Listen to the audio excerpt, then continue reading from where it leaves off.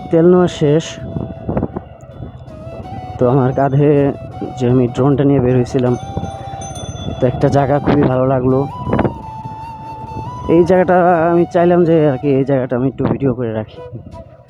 তো ড্রোনটা এখানে উড়ে মনে করেন এমন বিপদে পড়ছি, মানে ড্রোন জানি না কার কীরকম শখের জিনিস, তবে আমার খুবই শখের একটা জিনিস আমার এই বাজ পাখি। আসলে বাজেট কম ছিল, এই কারণে DJI Mini 2 কিনছি আমি। তো এই মোটো ব্লগের পাশাপাশি মাঝে মধ্যে কিছু একটা আর কি আপনাদেরকে দেখানোর চেষ্টা করি।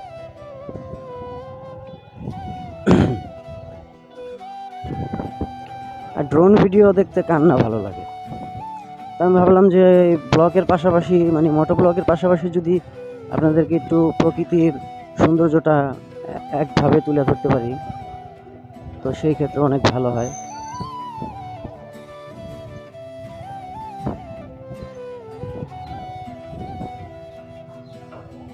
তো মানুষ আমার মানে হেলমেটের সেট আপটা দেখা এমনভাবে চায়া থাকে যেন আমি একটা জিন্দা লাশ মোটর সাইকেল চালা যেতেছি।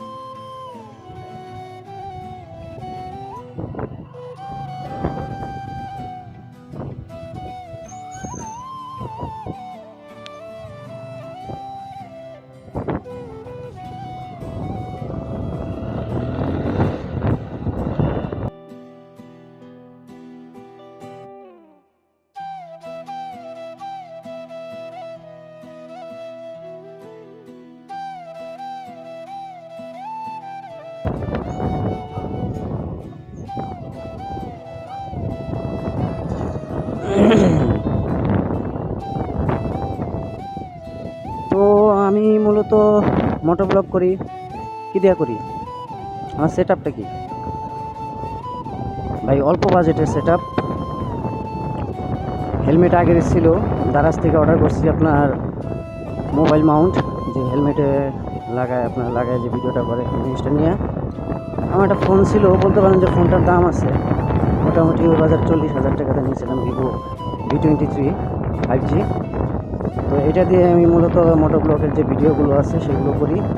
এমনকি যে আমার ড্রোন শট আছে, এই ড্রোন শটের সময় যে আমার ফোনটা ইউজ করি এই একটা ফোনই।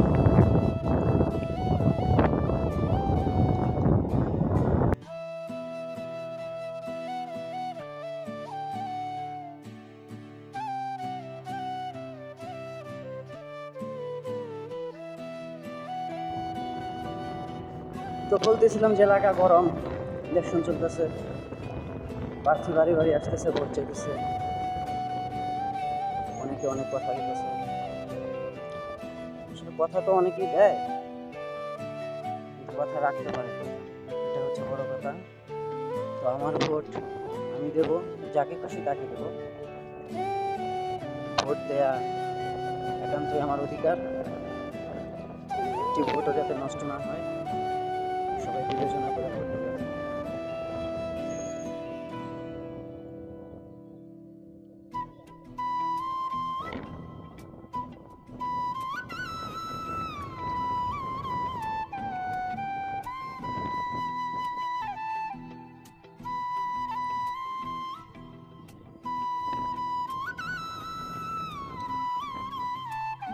তো আমি আবার চলে আসছি যে আমাদের যে রতনপুরে যে রাস্তাটা আছে,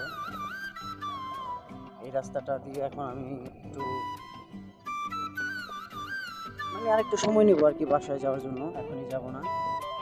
বাইকটা তো আমি সবসময় চালাই না, তো যখন বের করি চিন্তা করি যে ওকে যে আমি চালাই না, ওরে তো একটু পুষায় দিতে হবে, তাই না? এই জন্য ওরে সবসময় চেষ্টা করি যখনই বের করি যাতে ওর একটু পোষায়, আমার একটু পোষায়। তো এই জন্য ওকে নিয়ে আমি একটু ঘুরতে বেরোইছি। তো গাড়িটা যদিও ওল্ড মডেল, বাট আমি এটা খুব এনজয় করি, ঠিক আছে ভাই। অনেকে অনেক বড় বড় মোটো ব্লগার আছে দেখি, তারা আইফোন দিয়ে, তারপরে আপনার R15 4G এগুলো দিয়ে তারা ভিডিও বানায়।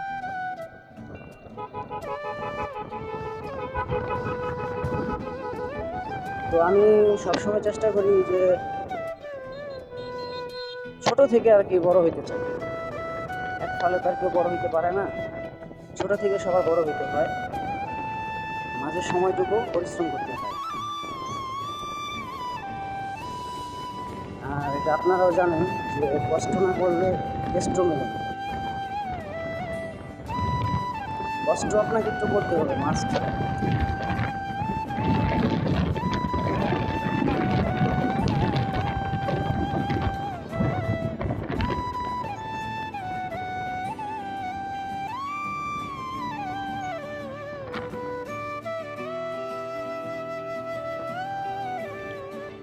হ্যাঁ, এক একজনের মোচরের ভিতরে ওঠে উঠে হাঁটা শুরু করছে, একটা গাড়ি হইতেছে, সাইড দিয়ে গিয়ে আসল বিষয় এরকম কোনো অবস্থায় নেই।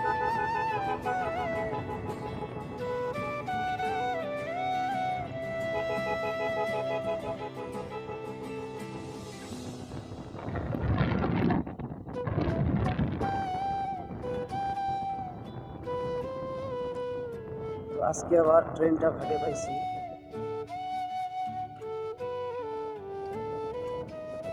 সাইকেল চালানো শিখতেছে তো,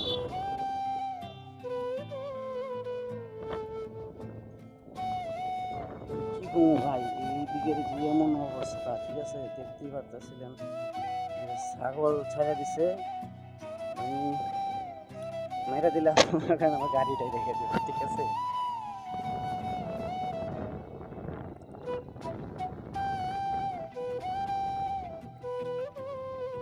হ্যাঁ, চলে আসলাম।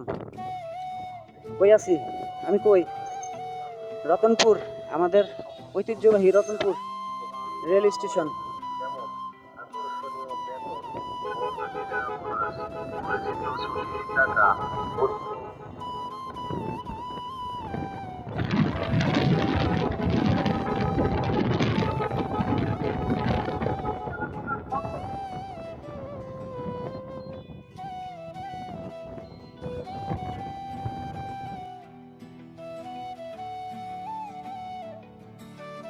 দেখেন, কাউকে আর কষ্ট করে আমাদের এই দূরে বাজারে যেতে হয় না। এদিকের মানুষগুলা সব মানে চাহিদা, মানে যার যত চাহিদা, নিত্য প্রয়োজনীয় জিনিস, এই পাশটা আরো বেশি উন্নত।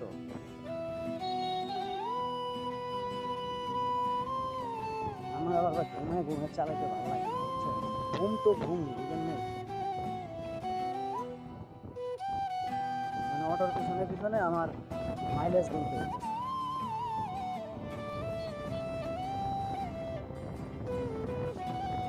ওই যে সামনে যে দোকানগুলো দেখতেছেন, এই দোকানগুলা পিছনে আপনার একটা হরিণের খামার আছে। এই লোকটা, এই যে বলি, এই লোকটা একটা দম্পতি স্বামী স্ত্রী আর কি হরিণ নিয়ে আসছিল।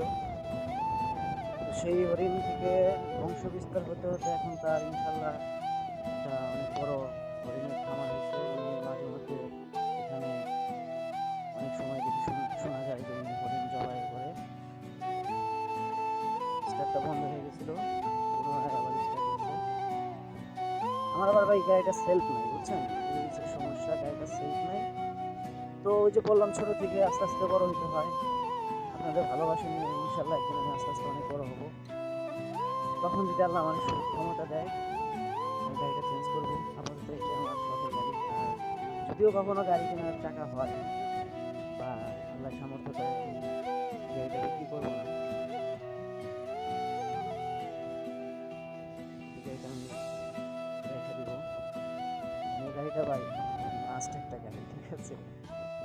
পালসার LS, যদিও ওল্ড মডেল, বাট গাড়িটা খারাটা, ঠিক আছে, 4B।